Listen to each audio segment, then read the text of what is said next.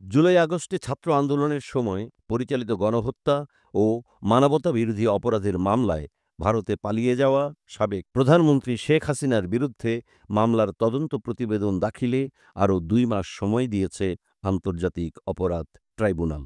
আগামী ২০শে এপ্রিলের মধ্যে তার বিরুদ্ধে করা মামলার তদন্ত প্রতিবেদন দাখিল করতে বলা হয়েছে। আওয়ামী লীগের সাধারণ সম্পাদক ওবায়দুল কাদের সহ ৪৫ জনের বিরুদ্ধে দায়ের করা মামলার তদন্ত প্রতিবেদনও ওই দিনের মধ্যেই দাখিল করতে নির্দেশ দেয়া হয়েছে। মঙ্গলবার বিচারপতি মোহাম্মদ গোলাম মর্তুজা মজুমদারের নেতৃত্বে ৩ সদস্যের আন্তর্জাতিক অপরাধ ট্রাইব্যুনাল রাষ্ট্রপক্ষের সময় আবেদনের পরিপ্রেক্ষিতে এ আদেশ দেন।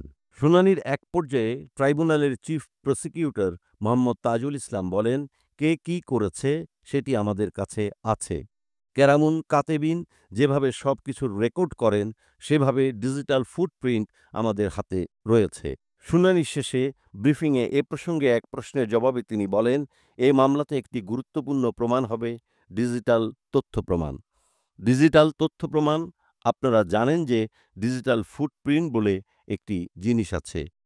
আমরা এসব ডিজিটাল এভিডেন্স পেয়েছি, এমন তারা বিভিন্ন জায়গায় যেসব কথা বলেছেন, গণহত্যার জন্য যেসব নির্দেশাদি দিয়েছেন, সেসব নির্দেশাবলী যে তাদের টেলিফোনিক অর্ডারের মাধ্যমে গিয়েছে, তাতে হত্যাকাণ্ড চালিয়ে সব ছাত্র জনতাকে নির্মূল করার কথা বলা হয়েছে। সব টেলিভিশন চ্যানেলগুলো বন্ধ করে দেওয়ার কথা বলা হয়েছে। এ ধরনের কথোপকথন যে তারা করেছেন, তাদের অজ্ঞাতেই সেটি রেকর্ডেড হয়েছে। সেগুলো আমাদের হাতে আসছে।